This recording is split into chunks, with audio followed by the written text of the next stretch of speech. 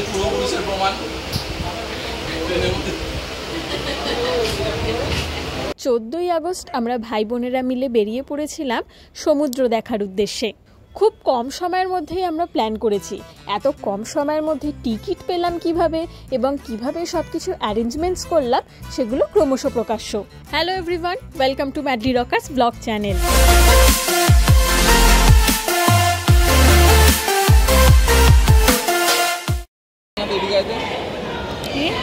Train আসছে নতুন দাবি জানানো হবে।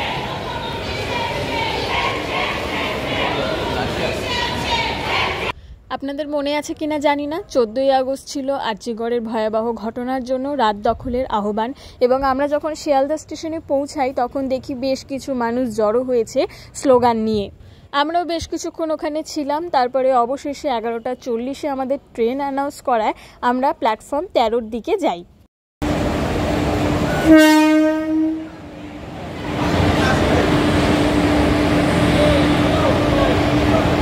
ট্রেনটা এত লেট করেছে, বাবাইদা ড্রাইভারের সামনে গিয়ে বলল যে ভাবতে পারিনি আসবেন, তো উনি সেটা শুনতে পেয়ে হেসে ফেলেছেন। 11:50-এ ট্রেন ছাড়ার কথা, 11:40-এ ট্রেন অ্যানাউন্স করে ঠিকই, আসলে অনেক লোকজন এনকোয়ারিতে গিয়ে প্রশ্ন করছিল, তাই জন্যই মনে হয় ওরা ট্রেনটা অ্যানাউন্স করে দেয় যাতে লোকজন প্ল্যাটফর্মে চলে যায়। কিন্তু ট্রেন এসেছে প্রায় আরও আধ ঘন্টা পর। এরপর ট্রেন স্টেশনে এসে গেলেও দরজা খোলার আর নাম নেই। দরজা খোলা, আমি এসে গেছি। বলছি শোনুন না, হ্যালো, এলআইসির পলিসিগুলো না আলমারির দ্বিতীয়টাকে ওই জামার পেছনে রাখা আছে। হ্যাঁ, না বলে দিলাম কখন কী হবে তো জানি না, ট্রেনে উঠছি, সাবধানে থেকো। আমি যদি ফোন না করি পৌঁছে তুমি আমাকে একবার ফোন করে নিও, যদি ফোনে না পাও চিন্তা করো না। ট্রেনটা থেমেছে, হ্যাঁ, দুর্গা বলে উঠছি, ছাড়লাম, ভালো থেকো। প্রায় আরও 5 মিনিট পর ট্রেনের দরজা খোলে এবং সেখানেও ভেতরটা অন্ধকার, ভেতরে লাইট জ্বলেনি, এবং সত্যিই সবাই নম করে ট্রেনে উঠেছি। জানি না আমরা আদৌ পৌঁছতে পারবো কিনা, বাড়ি ফিরতে পারবো কিনা।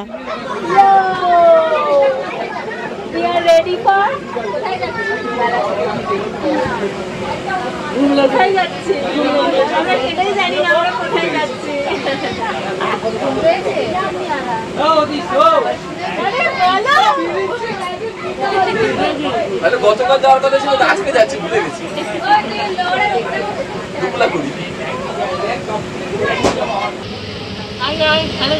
খেলেছি।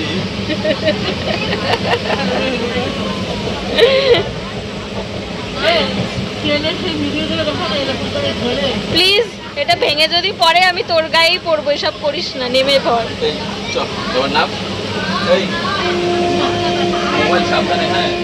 আসলে এই ট্রেনটা 15ই আগস্ট উপলক্ষে স্পেশাল ট্রেন, শিয়ালদা থেকে পুরী অবধি। আমরা নামবো বালেশ্বর।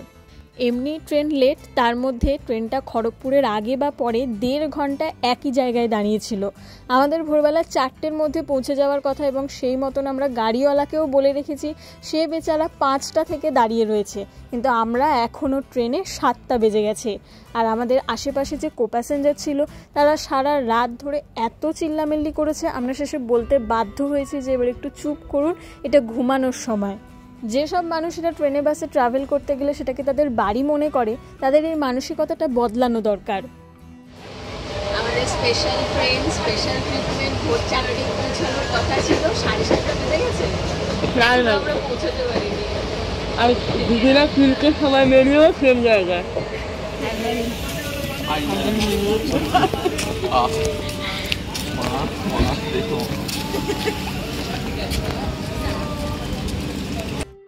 সুস্থভাবে ট্রেন থেকে নামতে পেরে সত্যিই সবাই শান্তি পেয়েছি। আমরা 4 জন ট্রেনে এসেছি, এবং আমার যে আরও এক দিদি, জামাইবাবু এবং যার সেই পুচকে বাচ্চাটা রয়েছে, তারা গাড়ি করে আসছে শালবনী থেকে। ওরাও প্রায় বালেশ্বরের কাছাকাছি পৌঁছে গিয়েছে, এবং ওদের জন্য অপেক্ষা করতে করতে আমরা একটু ব্রেকফাস্ট সেরে নিলাম। ওরা ইডলি বড়া খেয়েছে, আমার এইসব খেতে খুব একটা ভালো লাগে না। ধোসাটা আমি তাও খাই, কিন্তু এখানে ছিল না, তাই আমি একটা ক্রোসেন্ট খেয়ে পেট ভরিয়েছি। এই গাড়ি নিয়ে উনি প্রায় ভোর 5টা থেকে দাঁড়িয়ে আছে, এবং আমরা রওনা দিলাম 8টার পরে। প্রথমেই আমরা হোটেল যাব না, প্রথমে কিছু সাইট সিইং করে নেব এবং তারপর একেবারে হোটেলে ফিরব। যেহেতু অফবিট ডেস্টিনেশন, তাই শহর থেকে অনেকটাই দূরে, একবার হোটেলে পৌঁছে গেলে ওখান থেকে বেরোনো মুশকিল। এবার বলি যে হঠাৎ করে সবাই মিলে বেরোনোর কারণ কি। আমি কিন্তু বেশ কয়েকদিন আগেই দিল্লি এবং ভুবনেশ্বর থেকে ঘুরে এসেছি। মে মাসে দার্জিলিং গিয়েছিলাম এবং তারপরেই আমি মে মাসেই দিল্লি গিয়েছিলাম এবং জুন মাসে ফিরেছি। প্রায় 1 মাস মতন আমার ট্যুর ছিল এবং তারপরে আবার এই আগস্টে আমার মনে হচ্ছিল যে এই বছরটা এত ভালো কি করে হলো আমার জন্য যে আমি এত ঘুরতে বেরোচ্ছি। এবং ঠিক এই ট্রিপটার 2 সপ্তাহ পরেই আমার দীঘা যাওয়ার কথা বান্ধবীর ব্যাচেলার পার্টি ট্রিপের জন্য। অর্থাৎ 4 মাসে আমি মোট 4টে জায়গা ঘুরে নিচ্ছি। এবার আসি এই ট্রিপের প্রসঙ্গে। গত বছর দাদা রাখি উপলক্ষে যখন আমাদের বোনদের প্রান্তিক রিট্রিটে নিয়ে গিয়েছিল, তখনই ঠিক করা হয়েছিল যে পরের বছরও কোথাও একটা যাওয়া হবে। কিন্তু আমাদের এই ট্রিপটা ঠিক হয় 1 মাস আগেই এবং অ্যাজ ইউজুয়াল কোনো ট্রেনের টিকিট পাওয়া যাচ্ছিল না। 2টো মাত্র কনফার্ম হয়েছিল এবং বাকি সব আরএসি ছিল। 2 দিন আগে অর্থাৎ 11-12 তারিখ নাগাদ এই স্পেশাল ট্রেনটা অ্যানাউন্স হয় এবং সঙ্গে সঙ্গেই টিকিট কেটে ফেলি আমরা। স্লিপার ক্লাস বলে প্রথমে একটু ইতস্তত করছিলাম সবাই, কিন্তু আরএসিতে যাওয়ার থেকে একটা সিটে একজন যাওয়াই ভালো। আর খুব একটা গরমও যেহেতু ছিল না, তাই সত্যি বলতে খুব একটা কষ্ট হয়নি স্লিপার ক্লাসে। অতএব এটা হলো আমাদের ভাই বোনেদের রাখি স্পেশাল ট্রিপ। অবশ্যই পুরো ট্রিপটা দাদা স্পন্সর করেনি, আমরা যে যার টাকা দিয়েই এসেছি। কিন্তু এই গোটা ট্রিপের মধ্যে একটা জিনিসই সবার জন্য দাদা স্পন্সর করেছে আমাদের রাখি গিফট হিসাবে, সেটা ভিডিওর শেষে বলবো। আমাদের এখন গন্তব্য পঞ্চলিঙ্গেশ্বর মন্দির।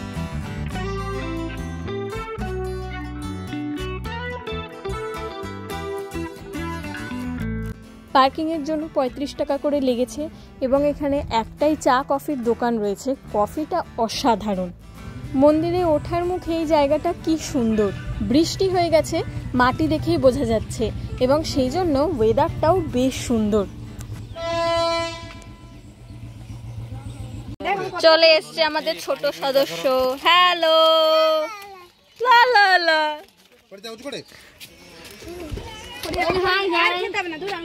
বুটুকে নিয়ে যাওয়া হবে কিনা এবং বুটু এতখানি উঠতে পারবে কিনা সেসব নিয়ে অনেকক্ষণ টানাপোড়েন চলার পরে অবশেষে ঠিক হলো যে তার মামাই ভাগ্নেকে নিয়ে উঠবে এবং কথা মতোই সে চলেছে তার মামার হাত ধরে এবং আমরা সবাই পেছনে পেছনে। দুপাশে সারি সারি দোকানের মাঝখান দিয়ে এগিয়ে চলেছি আমরা মন্দিরের দিকে। দোকানের সারি পেরিয়ে তারপরে এলো এই সিঁড়ি এবং এই সিঁড়িতে ঢোকার মুখে সম্ভবত আমাদের টিকিট কেটেই ঢুকতে হয়েছে এবং এই সিঁড়ির চারপাশের যে দৃশ্যটা সেটা ভীষণ সুন্দর এবং ঝর্ণার জলের আওয়াজও শোনা যাচ্ছে।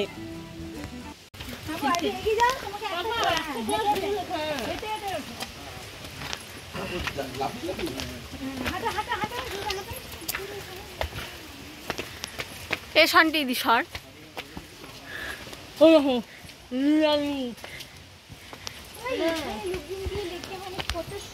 এখানে নাকি মোট 300টা সিঁড়ি রয়েছে। ভেবেছিলাম আমরা উঠতে উঠতে গুনে নেব, কিন্তু মাঝপথে গিয়ে খেই হারিয়ে ফেলেছি, আর গোনা হয়নি।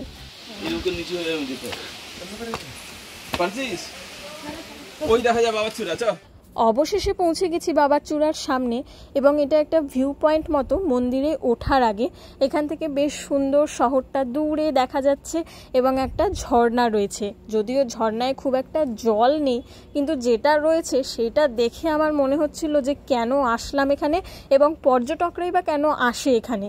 দেখুন কত নোংরা, কত ছোট ছোট বোতল, হাঁড়ি কি সব ফেলে রেখে গেছে।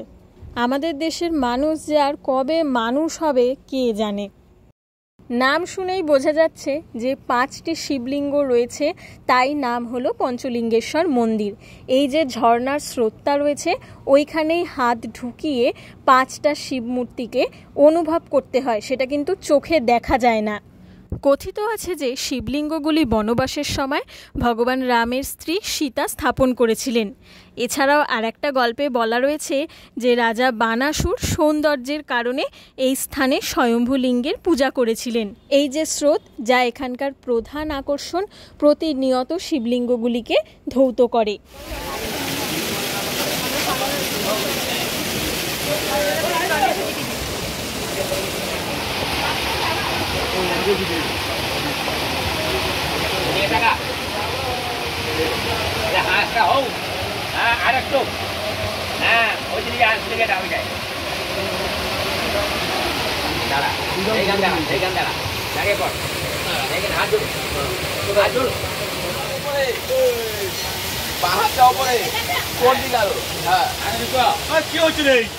বাবাইদা আলাদা জামা নিয়েই এসেছিল, কারণ জানতো ভিজে যাবে।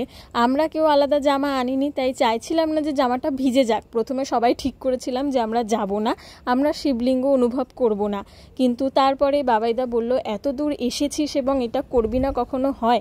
তাই জন্য যতটা নিজেদেরকে বাঁচিয়ে আমরা 3টে মতন শিবলিঙ্গ ধরতে পেরেছি। আর 2টো ধরা সম্ভব হয়নি, কারণ জলের প্রচণ্ড স্রোত এবং তাতেই একটা হাতা পুরো ভিজে গিয়েছিল। কিন্তু ভগবানের কি অসীম কৃপা, ভিজবো না বলে আমরা বেশি দূর অবধি হাত ঢোকালাম না, কিন্তু বৃষ্টিতে পুরো ভিজে গেছি। কারণ ছাতা ছিল 2টো, তাতে 4 জন গেছে এবং আমি আর সন্টি দিদি পুরো ভিজেছি। যাই হোক, আর কি, কোনো এক্সট্রা জামাও নেই যে আমরা ছেড়ে নেব। তাই এই ভিজা জামা পরেই একটু গরম কফি খেয়ে নিজেদেরকে একটু গরম করে নিলাম।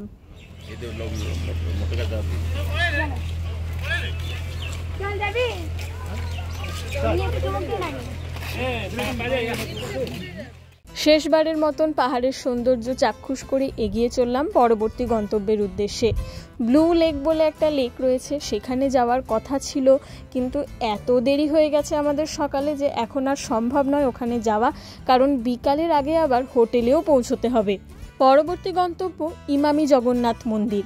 এই মন্দিরটা পুরীর মন্দিরের আদলে একদম নতুন তৈরি হয়েছে। এই মন্দিরের প্রধান দরজা, অর্থাৎ যেখানে বিগ্রহ রয়েছে, সেটি কিন্তু দুপুরের কিছুটা সময় বন্ধ থাকে। অর্থাৎ আপনি ভেতরে ঢুকতে পারবেন, মন্দিরটার চারিদিক পরিদর্শন করতে পারবেন, কিন্তু মূল বিগ্রহ দেখতে পাবেন না। এবং আমরা যখন পৌঁছেছি তখন মন্দিরের দরজা বন্ধ হয়ে গেছে এবং আবার বিকেল 4টের সময় দরজা খুলবে। এখানের খাজা প্রসাদ ভালো হবে।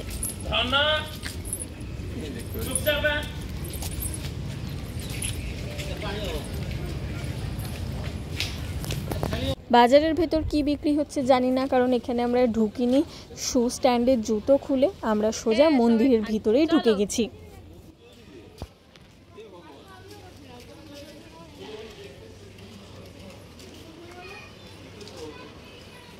জুতো খুলে এভাবেই পা ধুয়ে ভেতরে ঢুকতে হবে।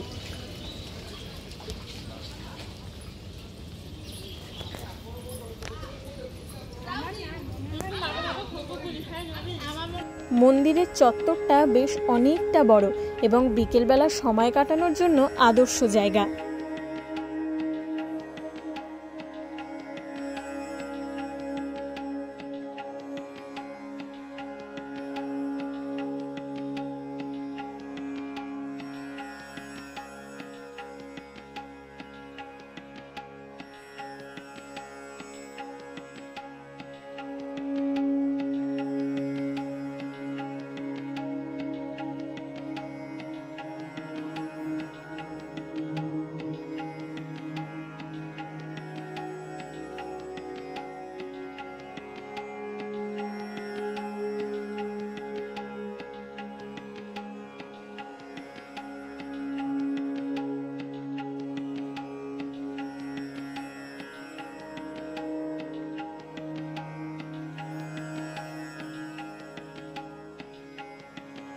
और मिंट करी पत्ता और छौंक लगाए हैं। मिंट मिंट और करी पत्ता और छौंक लगाया है 5 फुटन। की नाम बोलने जो बना है उसका पानी है, ये तो है, वो तो सबसे पहला वही है।